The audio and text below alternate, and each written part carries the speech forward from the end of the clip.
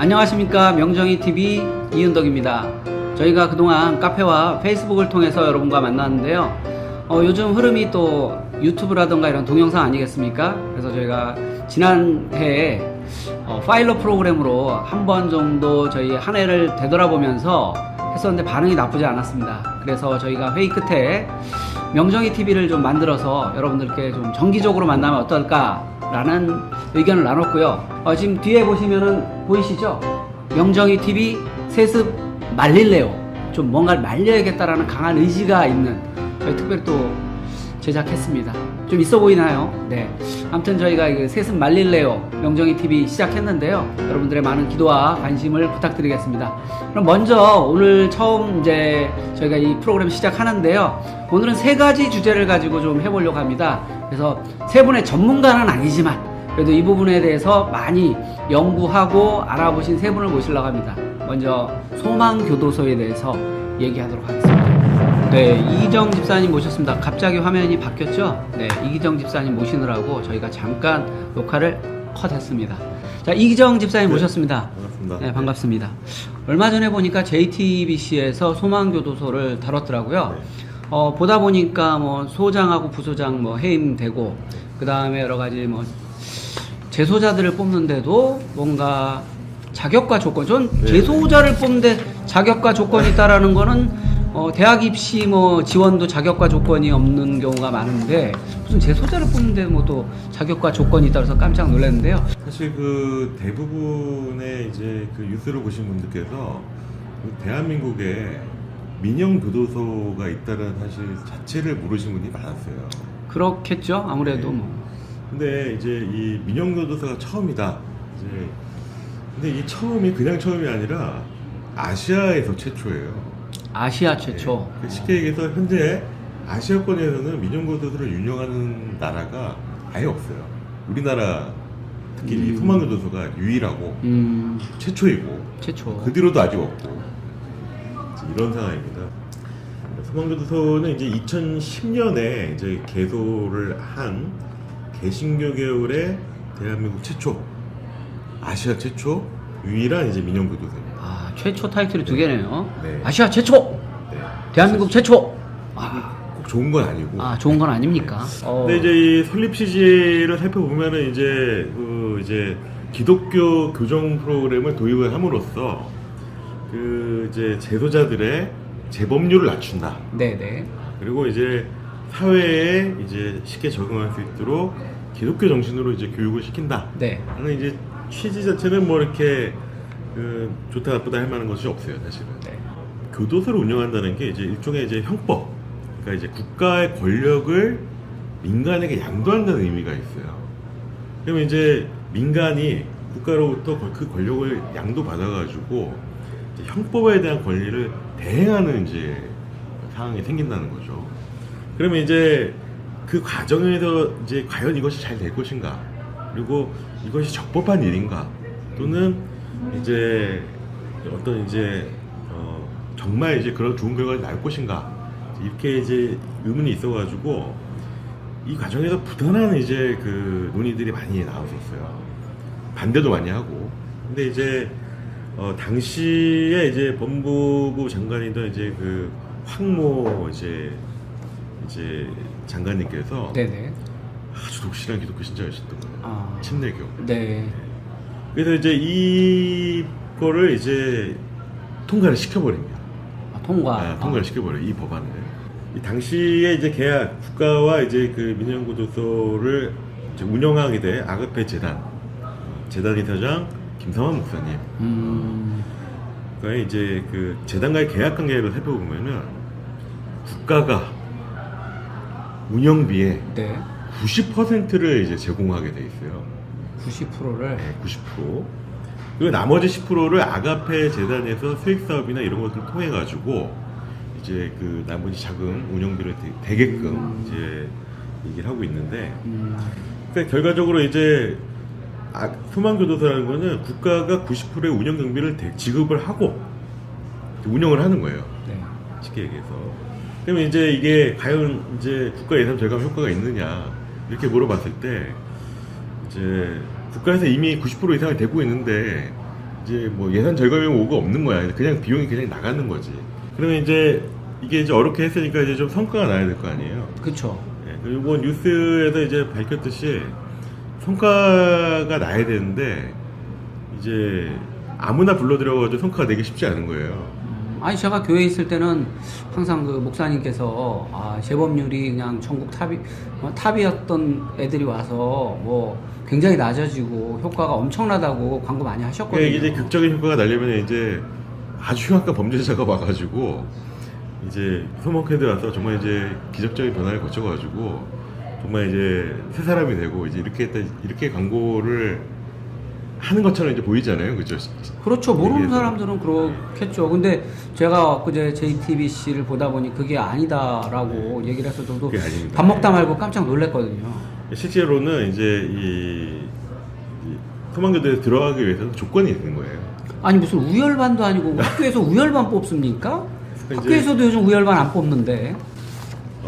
일단은 이제 모범수여야지 들어갈 수 있어요. 어. 기본적으로. 그리고 이제 그 공안사범, 마약사범, 조직폭력사범은 제외예요. 그러니까 결국은 좀 네. 흉악범이라던가 네. 좀 형이 좀 큰 그런 분들은 안 받겠다는 얘기네요. 네. 그리고 정가 2범 이하만 받게 돼 있어요. 정과 2범 이하. 그러니까 이제- 이하면은 2번까지는 허용이 되고 3번부터는 아예 자격이 주어지지 않는 거네요. 그렇죠. 근데 이제 이 내용을 이제 조합하다 보면은 이분들은 이제 실수로 들어온 사람인가 간단히 얘기해서. 그렇죠. 뭐 의도치 않게 뭐 정말 경제적 사범이 됐다던가 뭐 이런 분들이 있을 수도 있고. 사실상 뭐 초범이고. 그래서 이제 그것도 이제 봐가지고 이제 사람 봐가면서 이제 골라가지고 하니까 이제 재범률이 낮아질 수밖에 없죠. 자, 근데 이제 소망교도소는 이제 이걸 이제 광고를 하기 시작합니다. 근데 광고를 하는데 어디랑 광고를 하냐면은 일반 구경교도소의 재범률이랑 비교 광고를 하는 거예요. 그래서 어떻게 하냐면 일반 구경교도소가 약 30%의 이제 재범률을 보인다 그러면은 소망교도소는 5% 이하다 이렇게 광고를 하는 거야. 그럴 수밖에 없는 거야 이건 이 상황에서는. 그렇죠. 뭐 우열반 나눴는데 우반 애들이 90점 맞았는데 열반 애들이 60점 맞은 거 자랑하는 거랑 뭐 별반 차이가 별로- 없다고 저는 생각이 드는데요. 별로 이제 이게 애시당초 이제 보여주긴 거지 뭐 그렇게 큰 효과가 있는 거냐 이제 여기에 대해서 의문이 있다. 그렇죠. 뭐 외고 애들이 서울대 10명 갔고 뭐 일반고에서 서울대 1명 간 거 뭐 이런 거랑 비슷한 거네요. 우리 학교는 10명 간다. 그렇죠, 그렇죠. 니네 학교는 1명 가니? 요거랑 뭐 차이 없다고 보여지는데요, 저는. 그래서 이제 이제 과대 광고다 이제 이런 얘기도 많이 듣고 이제 그러다 보니까 이제 과연 이게 민영교도소라는 게 효과가 있나 이제 이런 논의까지 나오고 있는 이제 상황이고요. 이제 지금 이제 나온 문제들이 이제 아까 좀 전에 우리가 언급했던 수용자를 가려받는 내용이 있었다. 그리고 아까 이제 인트로에서 말씀하신 대로 소장 부소장이 이제 비리 의혹이 있었다. 그리고 이제 이 설립 과정에서 충돌이 많았는데 이제 굉장한 이제 압력을 가해서 이걸 통과시켰고 통과시키는 과정에서 이제 계약 조건이 굉장히 이제 재단에 유리하게끔 계약 체결이 돼 있다 이렇게 돼 있습니다. 자 그렇게 해가지고 이제 소망교도소가 이제 이제 계속해서 논의가 계속됐어요. 논란이 있었는데 그 내용을 들여다 보니까 아가페 재단에서 나머지 10%를 충족을 안 시키고 있더라라는 결론이 난 거예요. 아직까지 이건 뭐 수사 중인 내용이니까 이제 거기까지만 언급을 하고. 예. 그러면서 이제 조사를 좀 더 해보니까 소장이 8년 동안 있었던 소장이 돈을 착복했다. 착복 의혹 일단. 근데 착복하는 방법이 재밌습니다. 이제 예를 들어서 어떤 식으로 착복을 했냐면은 이제 월 200만 원을 책정을 해. 네. 그러면 이제 비용으로 이제 계정이 잡힐 거 아니에요, 그죠? 이 계정을 이제 쉽게 해가지고 자기가 여기 온 대가로 이제 프리미엄으로 이제 생각을 하고 받았다는 거예요. 이 200만 원 받은 내용을. 이게 지금 저도 이제 설명하기가 좀 애매한데 이제 이게 너무 황당한 이제 내용이라서 좀 조사를 좀 해봤습니다. 제가 조사를 해봤는데 전 소망교장이 이제 이런 얘기를 해요. 내가 소망교도소 간 것부터가 십자가인데 또 이런 얘기하고 주님이 십자가 지르면 지는 거야. 근데 내가 소망교도소 간 게 나한테 십자가야. 이렇게 얘기를 하는 거예요. 나한테 똥물 튀겨도 상관없어. 주님이 하라시면은 나는 가는 건데. 그런데도 이제 한마디 더 하는 거야. 근데 나한테 십자가야. 주님이 가라시면은 십자가 지고 간다. 근데 가는 곳이 십자가다. 이렇게 얘기를 하는 거야. 근데 내가 가고 싶지 않은데 갔다는 거지. 그러니까 이제 그 얘기를 하면서 가고 싶지 않은데 갔으니까 자기는 이제 조금 이제 그 대가를 받아야 됐다라는 생각을 한 것 같아요. 네, 뭐 교도소 자체에는 문제는 없는 것 같고요. 결국은 그 운영에 뭔가 문제가 있고 그 운영을 하고 있는 사람들의 문제가 있고 그걸 갖다가 관리 감독을 제대로 안 한 것에 문제가 있지 않나 싶습니다. 바로 잡아야 된다고 생각합니다. 목사님들이 죄 지으면은 형벌 받으면은 소망교도소 가고 싶을까요? 뭐 이왕이면 다홍치마라고 훨씬 시설도 좋고 뭐 여러 가지 좋으니까 낫지 않을까요? 초범인데. 어쨌든 뭐 그 안에서 바베큐 파티 한다니까 뭐 가면은 뭐 다른 교도소보다 훨씬 나을 것 같습니다. 오늘은 뭐 여기까지만 마치고 네네. 다음 이제 시간에는 우리가 또 다른 뉴스계를 가지고 이제 명정이 TV에 이제 한 코너를 앞으로 잘 감당하도록 하겠습니다. 네네. 아유 감사합니다. 고생하셨습니다. 저희가 몰랐던 부분들 또 알고 있는 부분들을 조금 더 깊이 있게 우리 이기정 집사님이 얘기해 주셨는데요. 다음번엔 더 좋은 주제 또 알고 싶어하는 주제를 가지고 오셔서 저희에게 좀 또 알려주셨으면 감사하겠습니다. 네, 감사합니다. 수고하셨습니다. 총회와 노회 이야기를 준비하신 조병길 집사님 모셨습니다. 안녕하십니까 집사님? 안녕하십니까? 네. 아까 이기정 집사님께서 그 소망교도소에 대해서 좀 디테일하게 얘기를 하셨는데 그걸 듣고 좀 어떤 느낌을 받으셨는지. 들으면서 그런 얘기 생각이 좀 들었어요. 그러니까 하이미히의 법칙이라는 게 있거든요. 그러니까 큰 그렇죠. 사고가 한 건이 터질 때는 그 뒤에는 숨겨진 29개의 문제가 있고 그 밑에는 300가지의 더 작은 문제들이 있다라는 사회적인 용어가 있습니다. 법칙이. 그런 법칙이 있군요. 지금 이제 그 명성교회 쪽에서는 아마 언론이나 사람들이 네네. 이렇게 문제를 이렇게 후벼 파가지고 발견한 거라고 항변을 많이 하실 수가 있는데요. 네. 이 문제 뒤에는 저변에는 훨씬 더 많은 근본적인 문제들이 많이 깔려 있다고 생각이 됩니다. 저는 뭐 그 법칙은 모르겠지만 빙산의 일각이다. 빙산의 쉽게 말하면 뭐 빙산의 그런 일각이라는 얘기는 들었는데 거죠. 그거랑 비슷한 거네요. 맞습니다. 빙산의 일각이다. 참 좀 아쉽네요. 저는. 뭐 가슴이 아프지만 네. 우리 명정이의 장초 취지대로 그런 문제들을 빨리 해결을 하고 정상화시키자는 취지로 만든 거니까 그렇게 돼야죠. 네네. 5가지를 말씀을 드릴 건데요. 5가지. 예, 총회에서 이루어지고 있는 가장 중요한 이제 재심과 관련된 일이 있습니다. 그쵸, 재심. 예, 아주 그 이게 빅 이슈죠. 그 이제 남은 일정 중에 가장 중요한 이슈가 되겠고요. 네네. 두 번째는 서울 동남노회의 수습 정권위원회가 파견이 됐어요. 네. 거기와 관련된 얘기를 좀 말씀드릴 거고요. 이 두 가지가 오늘 말씀드릴 내용이 거의 90%라고 보시면 90%. 되겠고 그 외에 좀 심심하실까봐 네. 좀 집어넣은 얘기로 그 신임원회가 또 그 경찰에 고발을 당한 일이 있습니다. 그 다음에 서울 동남노회 사무실을 명성교회 교인들이 가서 또 점거를 하고 있었어요. 예, 그런 말도 안 되는 내용들. 본 적 있습니다. 페이스북인가? 그거와 관련된 얘기도 잠깐 좀 드리고 네네. 마지막으로 좀 웃기시라고 재밌으시라고 네네. 명성교회와 하이에나들이라는 제목으로 또 하나의 제목을 기대가 되네요. 말씀드리도록 하이에나. 하겠습니다. 예. 하이에나. 네. 예. 그럼 재심 먼저 말씀드릴까요? 네네. 예. 재심 진행 현황 가장 궁금해 하실 텐데. 재심이 어떤 재심이냐 말은 재심 그런데 정확하게 소송명과 어떤 배경을 좀 알아야겠죠. 네. 여기 보시면은 지금 세습 사태가 벌어진 그 1년간의 그 일어난 일들이 잘 요약이 돼 있습니다. 네네. 요걸 보시면서 좀 말씀을 드리면 네. 재심이라 그러면은 먼저 결론이 난 판결이 있었겠죠. 그렇죠. 그게 바로 요 빨간색 요 판결입니다. 빨간색. 예. 그래서 판결. 2018년 8월 총회 재판국에서 이뤘던 8월 7일 날 8대 7의 판결로 이루어진 8월 7일 날 8대 7. 여기 싶습니다. 8대 7, 8월 7일. 87, 87. 예.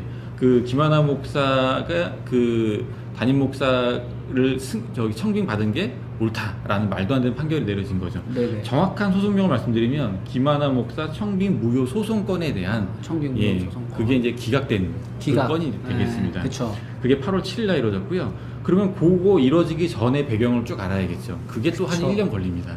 그리고 그 이유가 있고요. 그래서 네. 잠깐 요약을 드리면 2017년 11월 그 12일에 네. 김하나 목사가 세습을 하게 되죠. 그쵸. 예, 그 전에 무슨 일이 있냐면 2017년 10월 30일 날 김수원 목사가 서울 동남노회 부노회장에서 노회장으로 돼야 되는 날에 그러니까 말도 안 되는 사유로 쫓겨납니다. 그 자리에 다른 사람이 선출이 되면서 바로 그날 김하나 목사가 청빙권이 승인을 받게 돼 있어요. 그러면서 이제 세습이 이제 딱 두드러지게 되고 시작이 되게 됩니다. 그리고 11월 12일 날 세습을 하게 되고요. 그래서 이제 그 노회장 그 인선에 이제 안 된 김수원 목사가 이건 잘못했다 그래가지고 네. 김하나 목사 청빙 무효 소송을 제기를 합니다. 무효 그래가지고 그 소송은 보통 60일 이내 판결을 내야 되기 때문에 18년 1월에 나왔어야 된다라고 예상을 했어요. 근데 네. 규정상 30일을 연장할 수는 있었습니다. 최대 30일. 그러니까 아무리 가도 원래는 2월 달에 결판이 났었어야 되는 그렇죠. 그렇게 문제인데 되면 그렇죠. 예, 상당히 그 연기가 많이 됐었습니다. 그게 가능한 건가요? 법적으로 그렇다면 그게 안 되는 거 아닌가? 문제가 있는 건데 그것도 꼼수라고 보여주는데 그럼. 여러 가지 이제 말이 많았지만 사실 뭐 그런 사례들이 많이 있었기 때문에 이 부분까지는 조금 넘어갈 수 있습니다. 60일이나 90일 규정을 꼭 지켜야 한다라는 것 때문에 문제가 크게 될 필요는 없는데 근데 너무 끄는 건 문제라는 건 분명히 맞는 거죠. 그래서 그 사이에 또 어떤 문제가 있었냐면 그 김수원 목사가 비대위 측에서 네. 그 노회장 그 선거가 잘못됐다라는 판결이 또 하나의 중요한 판결이 나요. 네. 그게 이제 18년 3월에 먼저 판결이 나오게 되는데 이 판결이 김하나 목사 청빙 무효 소송에 이정표가 되는 판결입니다. 사실 거의 동건이기 때문에. 그렇죠. 근데 이 건에서는 그 김수원 목사 측이 이겨요. 그래서 노회장 선거가 무효라는 것을 판결을 받고 사실 그날 김하나 목사 세습 판결이 같이 나올 수 있다라는 예측이 많았었습니다. 네네. 그날 저도 그 자리에 있었어요. 그래서 상당히 기대를 많이 하고 있었는데 또 아까 연기가 되고 앞에 나온 그 건만 먼저 그냥 판결이 납니다. 이 당시에 재판국장님이 이만규 목사님이란 분이 재판국장님이셨어요. 예, 근데 이분은 그런대로 꽤 공정하게 네. 차근차근 절차를 밟아서 진행을 해오셨는데 이분도 상당히 많은 부담과 압박을 좀 받으셨던 것 같아요. 그렇겠죠. 근데 아무래도. 이분이 계속 계셨으면 어떻게 될지 몰랐는데 이분이 5월 달에 그 사임을 하십니다. 왜 사임을 하시죠? 그것까지는 밝혀지진 않았어요. 그것까지? 여러 가지 추측들은 있지만 좀 안타까운 일이었습니다. 그래서 하여간 사임을 하시고 그 이후에 이경희 목사가 신임 재판국장으로 6월에 선출이 되는데 네. 이때부터 분위기가 완전히 급반전이 돼버려요. 이경희 목사는 약간 지금도 그 명성교회 쪽을 옹호하는 측에 있지만 친명성 그 당시에도 있으신가 봐요. 대놓고 명성교회 쪽을 두둔하는 발언을 했던 사람이 재판국장으로 들어오게 됐습니다. 그러면서 이제 문제가 많이 됐었고 그 또 이제 그 사이에 그 명성교회 장로들이 그 재판 국원들을 만나러 다닌다는 그런 뉴스도 많이 나오고 촬영도 되고 그런 일이 있었습니다. 그러면서 시간을 끌다가 8월 7일 아까 말씀드린 대로 8월 7일 날 8대7의 판결 한 표 차이로 딱 한 표 차이로 기독교 역사상 아주 수치스러운 그런 그 판결이 내려지게 되는데 이때 이제 명성교회 측에서는 상당히 환호를 했죠. 그러겠죠, 끝났다라고. 근데 이게 이제 세상을 잘 모르는 상황이었습니다. 그때부터 사실 잠잠해지고 있었어요. 여론들도 많이 가라앉고 있었고 질질 끌다 보니까 아무래도 관심도가 떨어지고 있었던 거였죠. 근데 오히려 그런 어이없는 발표가 나오면서 8월 7일 그날 다음 날부터 KBS라든가 연합뉴스라든가 여러 언론들이 일반 언론들이 관심을 갖기 시작합니다. 휘발유를 오히려 뿌렸네요. 완전히 휘발유를 뿌린 거죠. 그 전까지는 JTBC 정도만 관심이 있었어요. 네, 그랬던 것 그 같습니다. 사건을 계기로 MBC PD수첩이 관심을 갖게 된 겁니다. 그래서 2018년 11월에 PD수첩 방영이 된 계기가 그 어이없는 판결 때문에 그랬던 그렇죠. 거였어요. 완전 대박을 쳤죠, 그 프로가. 그래서 그 잘못된 에너지는 절대로 사라지지 않는다는 에너지 보존 법칙은 역시 유효하다. 역시 물리학과 나온 것처럼. 감사합니다. 이거는 편집해서 빼주십시오. 네. 그리고 나서 9월 달에 103회 그 총회가 열립니다. 총회, 그 대한예수 장로회 통합. 전북 1위에서 했죠. 전북 1위. 거기도 제가 갔었습니다. 많이 다니셨네요. 제가 다 다녔습니다. 그래서 총회를 하면서 그 자리에서 그 이슈 제가 하루 가고 나머지 3일은 회사에서 일 안 하고 그 유튜브로 생중계를 계속 봤거든요. 정말 큰 문제가 뭐냐면 그때 느꼈던 거는 그 총회란 자리가 통합식의 정말 중요한 이슈를 많이 다뤄야 되는 아주 중요한 결정들을 내려야 되는 자리인데 거짓말 아니고 3박 4일 동안의 일정의 반이 명성교회 이슈였어요. 그 논의되는 그 시간에 회의 시간에 너무 소모적이었고 은퇴하는이라는 그 자구 하나 때문에 정말 총회가 1년 동안에 처리해야 될 그 안건들의 반이 홀딩됐습니다. 이게 정말 큰 문제고요. 명성교회 이슈가 다시 또 1년을 끌어서 올해 2019년도 총회까지도 그런 상황이 발생된다면 이거는 우리 교단에 정말 심각한 문제가 될 수밖에 없는 그런 상황이라서 그거를 생중계를 보면서 절실히 깨달았었습니다. 어쨌든 그 총회 때 그 명성교회 그 판결이 이슈가 되면서 정말 그 노회 그 총회의 그 총대분들이 그 들불같이 일어나면서 그 8대7의 판결을 받아들이지 않는다라고 결정을 네. 했어요. 네. 그러면서 이 재심에 대한 논의가 됐고 또 아울러서 기존의 재판부원 15명이 전원 해임되고 해임. 새로운 재판부원이 인선이 됐습니다. 아하. 그래가지고 새로운 재판부원들이 언제 모였냐? 11월 달에 첫 회의를 했고요. 네. 그리고 나서 12월 달에 또 회의, 그 다음에 1월 4일 날 네. 재심을 하겠다라고 결론을 맺었어요. 예. 이것도 사실 많은 진통이 있었습니다. 재심을 총대들이 투표를 통해 가지고 해야 된다라고 결론을 냈음에도 불구하고 다시 새로운 재판부원들 사이에서도 상당한 논란이 또 있었던 거죠. 뭐 거기까지 그럴 수 있다고 치고요. 그래서 이제 1월 4일 날 드디어 이제 재심을 하겠다는 결론이 난 상태고 그 이후로 한 번 더 1월 15일 날 그 재심 재판부원과 그 명성교회 측, 그 다음에 김수원 목사 측 해가지고 원고와 피고가 같이 모여가지고 한번 회의를 한번 했었습니다. 회의를. 예, 거기까지가 현재 상황이 되겠고요. 앞으로 이제 어떤 일이 벌어지느냐에 따라서 이제 잠깐 요약을 또 드리면 뭐 둘 중에 하나겠죠. 재심 판결이 김하나 목사 청빙 무효 소송이니까 청빙이 무효가 되든 청빙이 유효가 되든 둘 중에 하나입니다. 그쵸. 결론은 예. 뭐 둘 중에 하나니까. 언제 날 거냐와 그 다음에 이 두 개 중에 어느 게 결정이 될 거냐 이거만 남은 건데 아주 지극히 개인적인 소견으로 언제 날 거냐는 4월에서 6월 사이가 아닐까라고 예상을 합니다. 4월에서 6월. 예, 4월에서 6월 사이가 될 것 같고 네. 그 다음에 어떻게 날 거냐는 그건 아무도 몰라요. 예, 하지만 무효가 되든 유효가 되든 둘 중에 하나니까 무효가 되면 어떻게 되냐 유효가 되면 어떻게 되냐를 우리가 좀 상상을 해볼 필요가 있습니다. 네. 예, 청빙이 무효가 된다면 그 원고 측, 그러니까 김수원 목사 BDA 측에서는 상당히 환영을 하고 또 저희 명정이가 뭐 바라는 바가 또 그거고요. 네. 그렇게 되면서 저희는 좋지만 명성교회 측에서는 당연히 그걸 갖다가 이제는 교회법으로는 끝난 거기 때문에 재심 이후엔 더 이상 없기 때문에 두 가지 큰 흐름이 발생할 것 같습니다. 일반 사회법에 대한 소송을 제기하는 게 있을 것 같고요. 네. 또 하나는 교단 탈퇴를 안 할 수가 없어요. 이렇게 되면 네. 교단 탈퇴에 대한 얘기가 안 나올 수가 없습니다. 그다음 마지막 아주 희소한 가능성이 뭐냐면 그냥 무효되는 걸 받아들이고 김하나 목사가 내려오고 새로운 청빙 절차를 밟는 건데 요거가 저희가 물론 바라는 바긴 하지만 요거는 조금 가능성은 좀 작다고 볼 수가 있고요. 사회법으로 가는 것과 그 다음에 교단 탈퇴 쪽으로 가는 것이 남아있다라고 볼 수가 있습니다.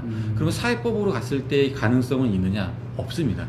사회법으로 갔을 때 명성교회가 다시 그거를 뒤집을 수 있는 방법도 없고 가능성도 상당히 없어요. 그렇기 때문에 가장 유력한 거는 교단 탈퇴를 드라이브하는 거가 예상된다라고 볼 수가 있습니다. 그럼 과연 교단 탈퇴가 그러면은 가능성이 있느냐, 쉽냐? 그것도 절대 아니에요. 예, 그렇습니까? 교단 탈퇴도 쉬운 게 뭐 절대 마음대로 아니에요. 뭐, 마음대로 나갈 안 거야! 돼요. 예, 나간다고 나갈 수 있는 게 아니기 때문에 그 부분도 결코 쉬운 게 아니에요. 아, 그렇군요. 그리고 명성교회 교인들도 세습을 찬성하는 교인들조차도 통합 교단을 떠나는 것에 대한 상당한 반감이 있습니다. 뭐 있을 수 있죠. 아무래도 뭐 김사하 목사님도 항상 얘기하시는 게 우리 장자 교단이다. 장자 교단이다. 이런 표현을 많이 하셨으니까. 그리고 또 교인들 머릿속에 교단 탈퇴는 곧 이단으로 가는 지름길이라는 어떤 그런 인식이 좀 깔려 있어요. 아, 그렇습니까? 예, 깔려 있기 때문에 교단 탈퇴는 상당히 어려운 가시밭길을 가게 되고 또 하나의 문제는 명성교회 내에 있는 많은 100여 명의 교육자들도 이제는 군소교단 목사가 되는 거기 때문에 여기에 대한 상당한 부담감이 있습니다. 예, 그래서 그럼- 교단 탈퇴도 결코 쉬운 일이 아닙니다. 그렇죠. 그래서 결론적으로 명성교회 측은 이 청빙이 무효가 되는 걸 막기 위한 필사적인 노력을 할 것으로 보이고요. 그럼 유효가 됐을 때 어떤 일이 발생하냐는 이제 우리 쪽의 문제가 되는 거죠. 네네. 103여 개 총회에서 그 세습 반대의 목소리가 약 70% 정도의 분위기였습니다. 그럼 그 사람들은 어쨌든 명성교회가 세습을 이어가는 것 자체를 반대하는 거기 때문에 그 사람들을 주축으로 한 그 세력과 나머지 세력들이 교단을 나뉘게 되는 문제가 발생할 수가 있어요. 아까 앞전에서 말씀드렸다시피 세습이 무효화돼가지고 명성교회가 교단 분립을 드라이브할 때는 상당히 어렵지만 네. 세습이 용인이 돼가지고 유효화돼가지고 교단 내에서 교단을 나누는 건 조금 가능성이 있어요. 이거는 그러면은 예전에 뭐 통합이냐 합동이냐 해갖고 정말 옛날 얘긴데요. 나눠졌어요. 그거 나눠진 거랑 뭐 비슷한 그런 상황이 비슷한 벌어질 수 상황이 있다라는 벌어질 수 거죠. 있습니다. 예. 아. 그때가 되면은 단순히 명성교회의 세습이 명성교회만의 문제가 아니라 이거는 교단의 어떤 명예와 신앙과 관련된 문제로 부각이 되면서 교단은 쪼개질 가능성이 상당히 큽니다. 아, 그렇군요. 그래서 교단에서는 아픔이 될 수밖에 없기 때문에 이 문제를 좀 예의주시할 필요가 있고요. 4월에서 6월 사이 조금 더 지켜볼 필요가 있습니다. 아, 네. 그렇군요. 명정이 TV는 계속해서 모니터링하면서 계속해서 그 소식 알려드리도록 하겠습니다. 네. 아, 지금까지 그 조병희 집사님께서 아주 총회와 노예에 대해서 이 얘기를 깔끔하게 정리를 잘 해주셨습니다. 아까 또 이슈 네, 두 번째로 넘어갈까요? 네, 넘어가시죠. 서울 동남노예 수습점검위원회라는 게 파견이 됐습니다. 이게 뭐냐면 이것도 역시 이제 히스토리를 좀 알아야 되는데 수습점검위원회라는 건 뭐냐면 노예가 행정적으로 멈췄을 때 사고 노예가 됐었을 때 상위기관인 총회에서 파견해가지고 수습하는 위원회를 수습점검위원회라고 합니다. 어떤 건지 그러니까 알겠습니다. 이거는 지금 서울 동남노예가 문제가 됐다라는 걸 전제로 하는 거죠. 실제로 지금 서울 동남노예는 행정이 멈춰 있는 상태이기 때문에 지금 그 배경을 잠깐 말씀드리면 아까 앞전에서 그 김하나 목사 그 청빙 무효 소송 얘기하면서 배경을 말씀드렸잖아요. 네네. 그때 일어났던 그 2017년 10월 달에 그 김수호 목사님이 그 노회장이 승계가 안 되고 그 밀려나면서 최건선 목사라는 사람이 노회장이 됩니다. 최건선 그래서 이제 목사님. 그 동남노예 선거 무효 소송을 하게 되고요. 네. 18년 3월에 그 노회장 선거가 무효 판결을 받으면서 최건선 목사가 노회장 자리에서 물러나게 됩니다. 예, 그 일이 작년 3월에 있었던 일이 되는 3월, 거죠. 3월. 예, 3월에 있었던 일이고요. 그래가지고 지금 상태로 계속 쭉 내려오다가 어느 일이 있었냐면 18년 10월 30날 가을에 서울 동남노예 가을 정기노회 때 네. 그 전 직전 노회장인 고대근 목사가 임시 사회를 보면서 그 노예 앞으로 운영에 대한 논의를 하다가 일방적인 불법적 산해 선포를 해버려요. 그러면서 내려가 버립니다. 에잉? 예. 그런 게 가능한가요? 그 실제적으로 산해 선포는 바로 그렇게 할 수가 없어요. 그리고 그 산해 선포든 아니면은 그 회의를 마친다는 거 선언을 할 때는 그 모인 사람들의 동의를 얻어서 회의가 끝나야 되는데 네. 본인이 그냥 선포를 하고 내려가 버렸어요. 고대근 목사가 일방적으로 산해 선포를 하고 의장권을 버린 다음에 네. 그 비대위 측에서 그 임시 의장을 선출을 하고요. 임시의장. 예, 그리고 그 적법적인 절차를 거쳐가지고 김수원 목사를 그 노회장으로 추대를 합니다. 네. 예. 왜 그러냐면은 이미 앞전에서 그 최건선 목사의 그 선거가 무효라는 거를 다 밝혔고 네. 일반 사회법에서까지 다 판결이 난 상태였어요. 사회법까지 예, 이미 그래서 판결이 이미 났구나. 김수원 목사가 노회장을 승계하는 게 맞다라고 판결이 난 상태였기 때문에 적법한 절차를 거쳐가지고 그거를 노회원들이 그걸 갖다가 이제 받아들이는 절차를 거쳤습니다. 네. 제가 그것도 동영상도 다 자세히 다 봤는데 분위기는 상당히 어수선했던 건 맞지만 절차는 다 거쳤어요. 네. 그러면서 노회장으로 이제 그 선임이 됐는데 그 명성교회 측에서는 여기에 이제 또 거품을 물고 이제 반대를 하고 있는 상황입니다. 그러면서 직전 이제 구임원회가 노회 사무실을 계속해서 이제 점거를 하는 상황이 벌어지게 돼요. 직전 구임원회라는 아까 최관선 목사님. 예, 최건선 목사 시절에 그 인선된 노예 임원회인데 거기서도 뭐 자진 사퇴하고 몇 명 남지도 않았어요. 네네. 근데 그 사람들이 어쨌든 행정권을 가지고 노예 사무실을 계속 쥐락펴락하면서 노예 행정이 멈춰버리게 됩니다. 그래서 이제 심지어 우리 교회 동남노예 내에 그 교회 중에는 지금 파산 직전에 있는 교회도 있고요. 그다음에 이제 우리가 알고 있는 새노래 명성교회만 하더라도 그 담임 목사 예. 인선이 안 되고 있어요 지금 임명이 안 아니 되고 뭐 있습니다. 임명이 됐다고 그러면서 얘기를 하고 노회에서 있던데요. 임명장이 안 나왔어요 지금. 그러니까 자체적으로는 했지만 노예 공식적으로 인준을 인정할 받은 수 게 없다. 아닙니다. 예. 인정이 된 거 아니네요. 예. 그래서 이제 여러 가지 문제 그런 거는 좀 아주 작은 문제에 불과하고요. 그 지금 뭐 급하게 처리는 했지만 정식적으로 하면 목사고시라든가 신대원 입학, 그 진급 이런 거에 다 문제가 지금 생기고 있습니다.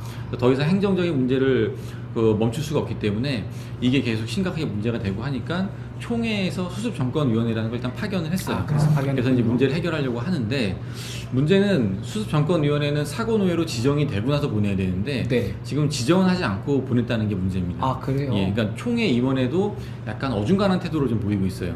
그러면은 뭐 여기는 우리가 맞다, 여기는 우리가 맞다 이게 좀 충돌이 날 수밖에 충돌이 날 수밖에 없죠. 그러니까 공백이 생길 수밖에 없습니다. 그래서 하려면 제대로 사고노에 지정을 해서 그럼 욕을 먹을 수는 있어요. 하지만 거기에 대해서 지정을 하고 정식적으로 수습정권회가 정권을 가지고 움직여야 되는데 지금은 사고노에 지정도 안 했기 때문에 수습정권위원회도 약간 오리무중한 상태예요. 그 위원장도 그렇고 하는 사람들도 그렇고 우리가 권한이 어디까지인지 좀 헷갈려하는 그런 상황입니다.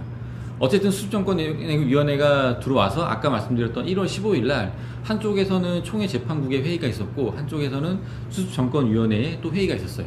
그렇게 해서 이제 지금까지 오고 있는 상황인데 또 하나의 문제는 수습정권위원회 안에 있는 정권위원들 중에 수습위원들 중에 또 대놓고 명성교회를 옹호하는 사람들도 있습니다. 뭐 있겠죠. 예, 그래서 이제 그런 사람들에 대해서 재척 요청을 한다거나 그런 걸 진행을 하고 있는데 잘 안 되고 있어요. 그런 부분들에 대해서도 좀 문제가 우리가 계속 예의주시를 해야 될 것 같고요. 수습정권위원회 그 다음에 아까 말씀드렸던 재심 진행 현황 요거는 자주 있는 일은 아니지만 계속 있는 이제 꾸준히 있을 겁니다. 요거는 저희 명정인 TV가 소식을 접하는 대로 계속해서 전달해드리도록 하겠습니다. 네네.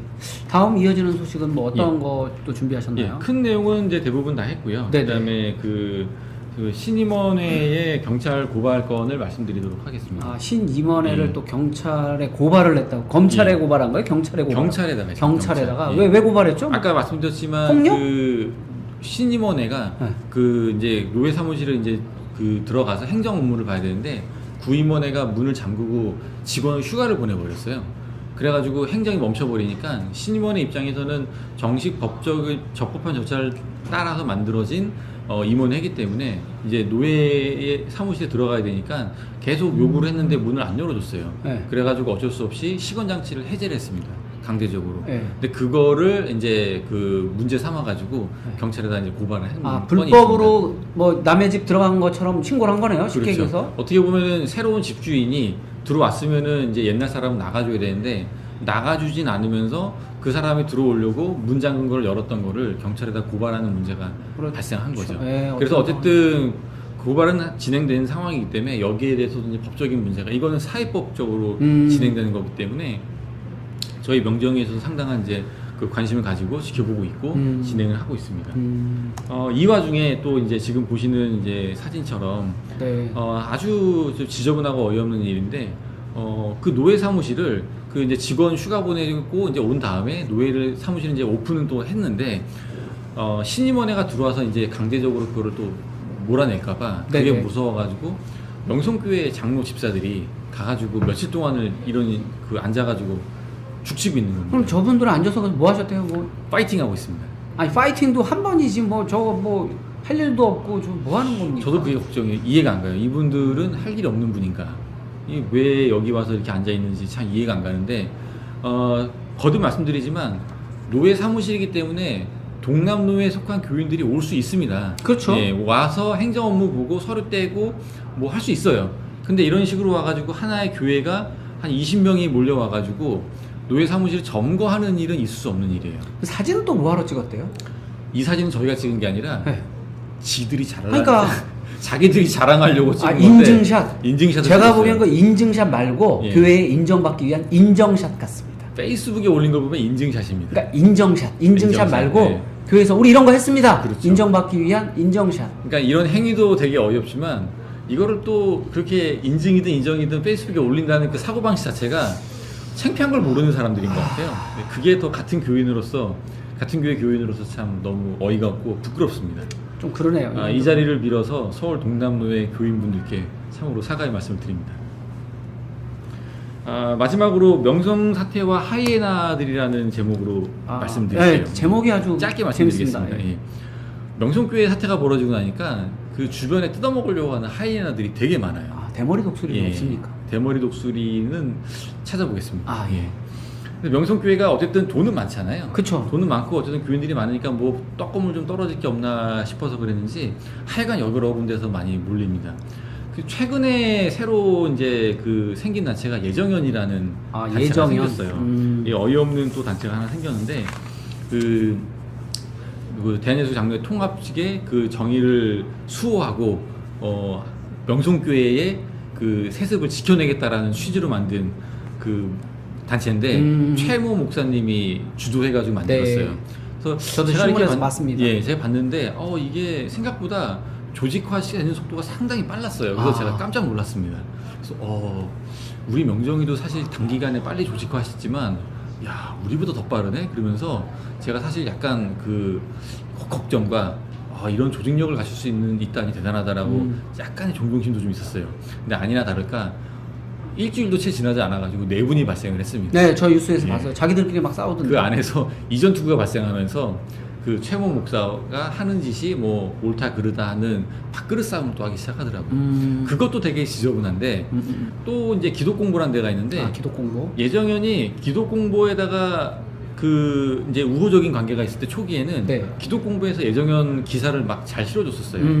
그게 이제 1월 초였는데 1월 초에 예정연이 기독 공부가 아니라 한국 기독 공부에다가 광고를 싣습니다. 광고를. 이게 이제 한국 기독 공부 오리지널이죠, 한국 기독 공부가. 한국 기독 공부가 정통 기독 네. 공부예요.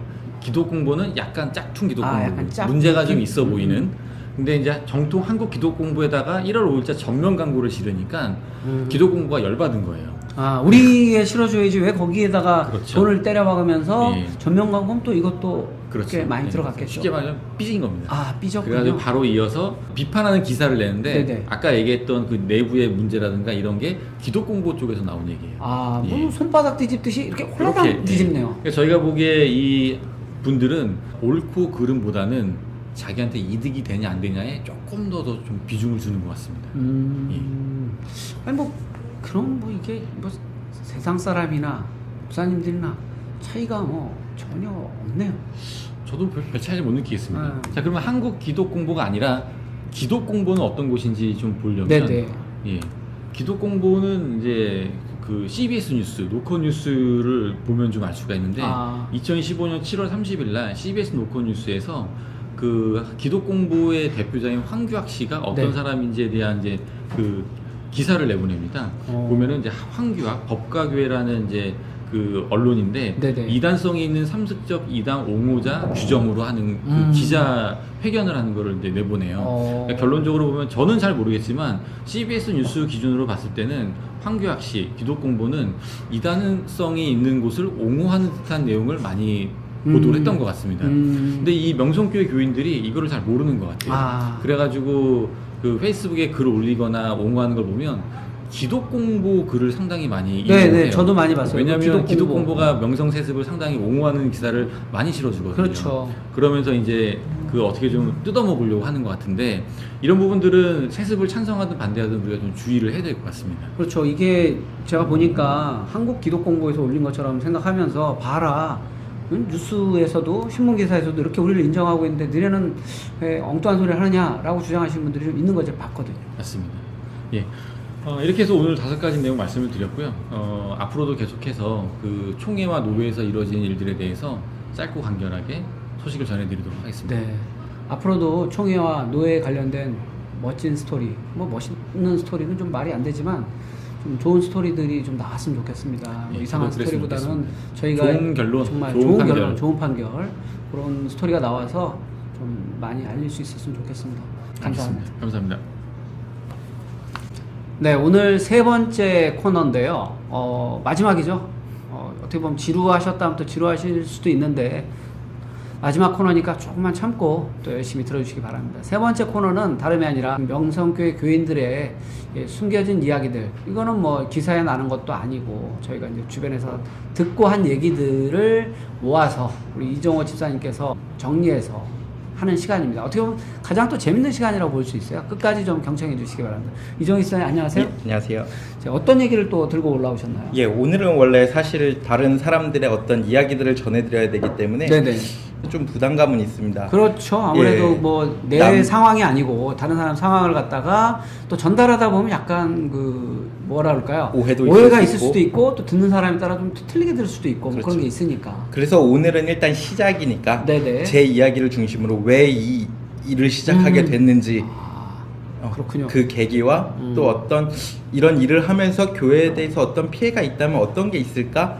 제 이야기를 중심으로 좀 시작을 해보고자 합니다. 좋네요. 내 이야기도 안 하면서 다른 사람을 얘기한다는 게 좀 어불성설인 것 같아서 그렇게 시작하기로 어불성설 했습니다. 좋습니다.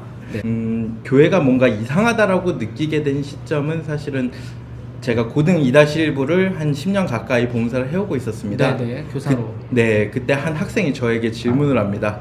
선생님, 교회가 좀 이상하고 무섭습니다 라고 질문을 하게 돼요. 제가 왜 무섭니? 라고 해봤더니 교회 목사님들과 전도사님 설교에 하나님은 없고 왜 당회장 목사님만 찾느냐라고 저에게 질문을 했습니다. 사실 저도 이 교회에서 30년 넘게 지내다 보니까 그것에 대해서 어떤 반감도 없고 원래 그런 거고 하나님의 약간 대언자, 어떤 목사님은 성자의 반열에 오르셨다라고 표현도 하셨는데 예, 그런 것처럼 생각을 하다 보니까 저도 거기에 파묻혀서 그냥 그렇게 흘러왔던 것 같습니다. 조만간 위인전기에 나오겠네요. 성자의 반열에 그렇죠. 올랐으면 석가 예수 네. 네. 예, 그때부터 제가 조금 생각을 하기 시작했습니다. 이 교회에 뭔가 문제가 있나? 과연 내가 성경은 봤나? 예, 성경에서 사실 목사님을 섬기란 말은 없지 않습니까? 그렇죠. 그렇죠? 근데 우리가 이제 쭉 저희 모두가 들어왔던 설교 중에 늘 하나님의 말씀을 전하고 하나님의 종이기 때문에 하나님의 머슴이기 때문에 우리가 그 말을 따르고 또 정말 그 하나님의 말을 대언하기 때문에 따라야 된다, 순종해야 된다. 이게 가장 강력한 세뇌였던 것 같습니다. 그 대언이라는 표현이 좀 웃긴 것 같아요. 대언. 하나님이 뭔가 얘기해주고 난 뒤에 그걸 갖다 네가 가서 무슨 대변인도 아니고 그렇죠. 좀 그런 것 같네요. 우리도 성경 말씀 읽고 공부하고 하는데 물론 저희보다 어떻게 보면 성경적인 지식이라든가 이런 것들이 많은 거는 사실이지만 대언자라는 개념은 좀 그런 것 같습니다. 학교 선생님이 많이 한다고 해갖고 그게 뭐 대언자 그런 역할은 아니잖아요. 예, 그리고 믿음은 각자에게 있는 거라고 저는 분명히 들었는데 제 아버지가 사실 처음부터 신앙은 없으셨습니다. 네. 아버지가 신앙이 없음으로 인해서 뭔가 어떤 교회에 일을 하는데 사이드로 밀려나고 하나님을 일을 하는 데 있어서 내 정치적 색깔에 대해서 질문을 받아야 되고 네. 그런 것들이 점차 이상하게 느껴지기 시작했고 또 마지막으로 제가 결혼하기 직전에 네. 이제 좀 제가 어떤 안 좋은 계기로 해서 좀 청년부 예배에 나가지 않게 되고 하면서 이 교회에 대해서 확실히 알게 된 것 같습니다. 이 교회는 한 영혼이 아깝지 않습니다. 그렇군요. 예. 뭐 사람이 많으니까 그런 거. 많으니까 저 하나 따위는 그런 사람 한 명 따위는 크게 신경 쓰지 않는 느낌이었습니다. 그리고 제가 앞에서 이제 이런 계기 때문에 일을 시작하게 됐고 피해라면 사실 물리적 피해는 없습니다. 교회가 제 생명줄을 끊을 것도 아니고 그쵸. 교회가 내 밥줄을 끊을 것도 아니고 가장 피해가 많다면 정신적, 심리적 피해가 많았다고 생각합니다. 그렇죠. 아무래도 이게 우리 신앙이라는 게 정신적인 부분과 이런 부분들, 멘탈적인 부분들하고 관련된 것들이 많기 때문에 뭐 교회에서 그렇다고 뭐 가압류라겠어요, 뭘 하겠어요. 그러니까요. 제가 근데 이 일을 뭐 사실 여러 집사님들이 계시지만 앞장서서 깃발 들고 나서는 것도 아닌데도 불구하고 가장 많은 질문이 그거였습니다. 네가 그렇게 한다고 교회가 변하니? 왜 분란을 일으키냐? 우리는 행복하다. 이 질문이 많았고 정말 그렇게 싫다면 네가 교회를 떠나라. 그게 너의 신앙생활과 교회를 위해서도 가장 행복한 일이다라는 얘기를 정말 어떻게 보면 천편일률적으로 가장 많이 들은 이야기입니다. 나 그분들한테 반대로 얘기하고 싶은데 우리나라가 일제시대에 있었을 때 3.1운동 하신 분들이 그렇게 총칼 안 들고 그냥 태극기 흔든다고 갑자기 우리나라가 광복이 되는 거 아닌데 그렇죠. 그때 친일파로 돌아서신 분들이 그런 얘기 했을 거예요. 니들이 깃발 안 들고 난리 친다고 대한민국이 광복이 되니? 웃기는 소리 하지 말고 그냥 수긍하고 우리 잘 지내고 얘들이 와갖고 전해준 거 많은데 왜 난리야? 한 거랑 저는 다를 바가 없다고 생각이 드는데요. 그렇죠. 저도 그래서 대부분 대화를 포기합니다. 대화. 예, 그렇죠. 쉽지가 않습니다. 무서워서 피하는 게 아니라 거시기 하니까 피하는 거죠. 예.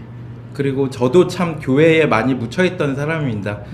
어떤 사회적인 활동을 나가기보다는 교회 일이 있다면 늘 먼저 달려가고 예, 교회에 파묻혀 있다 보니 세상 사람들이 우리 교회를 어떻게 바라보고 있는지 전혀 보지 못했었습니다. 그렇죠. 그 명성교회에서 좀 뭐 이런 표현이 웃기지만 난다긴다 열심히 있다 그쵸. 하시는 분들은 뭐 회사 일도 접고 뭐 연차다 월차다 쓰고 오고 심지어 대학생들은 제가 알기로는 임원하고 그러면 휴학도 불사하고 열심히 하는 걸로 그렇죠. 알고 있거든요. 일단 주말에 근무를 요구하는 회사는 퇴사를 해야 되는 회사고 제 친구도 그래서 면접에서 떨어진 친구 있었어요. 그렇죠. 그렇게 살다 보니까는 정말 그냥 저는 행복했습니다. 개인적으로는. 근데 나와서 보니 이건 표현이 좀 심할지도 모르겠습니다만 마약과 같다. 마약. 빠져나올 수 없는 예, 그런 생각이 좀 들었습니다. 제가 지금 다니면서 회사 사람들이나 주변 사람들한테 가장 많이 받는 조롱이 너 그 교회 다닌다며, 그 교회는 그렇다며. 예, 그들은 지금 행복할지 모르겠습니다. 근데 많은 사람들이 지금 그렇게 외치고 손가락질 한다면은 네. 이게 정말 맞는 길인가, 하나님의 길인가 좀 더 같이 고민해봤으면 좋겠다는 생각입니다. 네, 그렇죠. 이게 어떻게 보면 세상의 빛과 소금이 되기 위해서는 세상에 스며들면서 우리가 선한 영향력을 끼쳐야 되는데 반대로 지금 조롱을 당하고 있으면 선한 영향력을 끼치는 게 아니라 이게 뭔가 문제가 있는 거죠. 그렇죠. 그리고 같이 일하시는 많은 명정인 집사님들처럼 저 법적인 문제, 어떤 총회적인 문제 잘 모릅니다. 공부를 하려고 따라가려고 해도 잘 모르고 많은 교인들이 저와 비슷하다고 저는 생각합니다. 근데 다만 저 같은 그냥 일반 성도들이 원하는 건 그 강대상에서 뱉은 세습 안 하겠다, 그건 하나님의 뜻이 아니다라고 뱉었던 그 말들만 제발 지켜주기 원하는 그런 바람입니다. 적어도 하나님 앞에서 한 약속이 아니었을까라는 생각을 하는데 거기서 했던 말들이 모두 거짓이고. 그렇죠.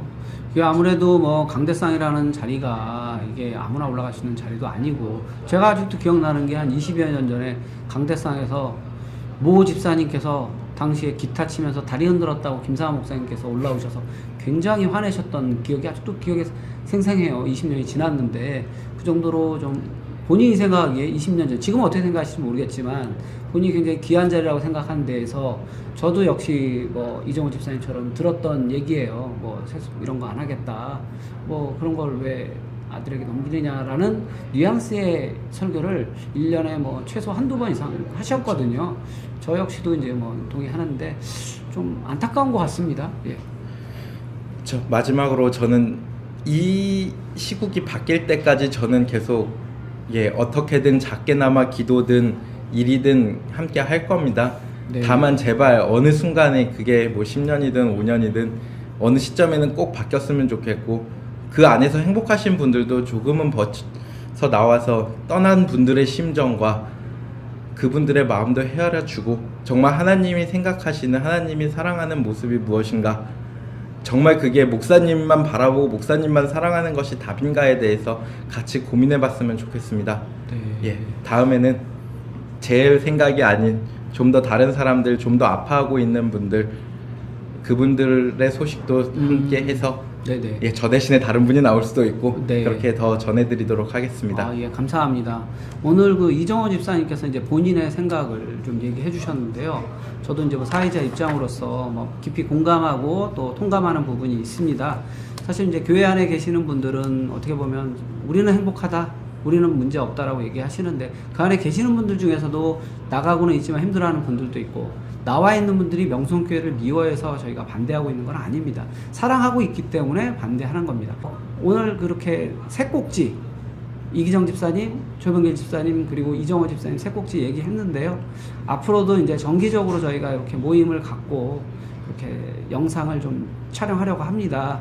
여러분들께서 좀 호응 많이 가져주시고 홍보 많이 해주십시오. 홍보를 많이 해야 또 알려져야 저희들도 힘을 얻고 더 열심히 합니다. 저희 이거 한다고 해서 뭐 저희가 특별히 얻는 것도 없고요.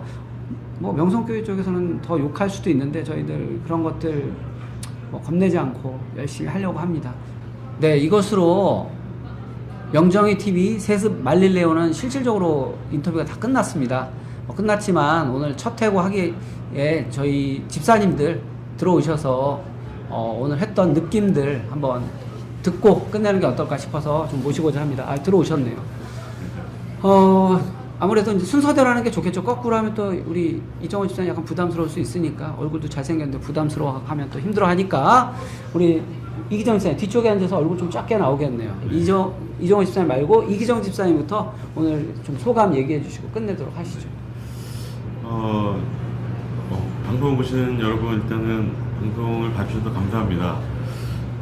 앞으로 열심히 뉴스 뒷얘기, 세습 관련해서 어떤 거짓 뉴스가 오가고 어떤 호도된 정보들이 오가는지 제대로 파헤쳐서 여러분들한테 알려드리도록 하겠습니다. 감사합니다.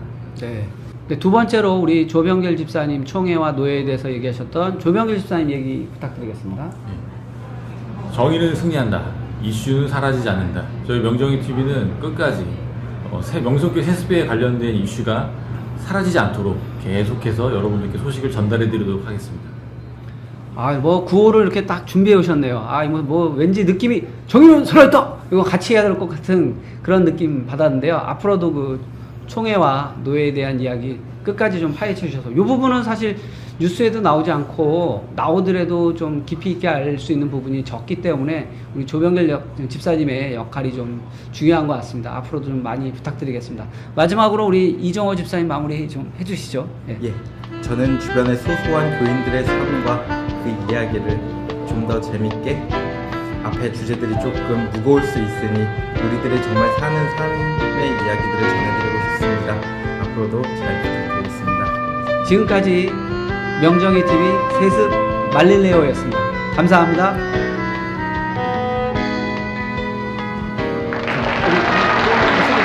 세습 말릴레오!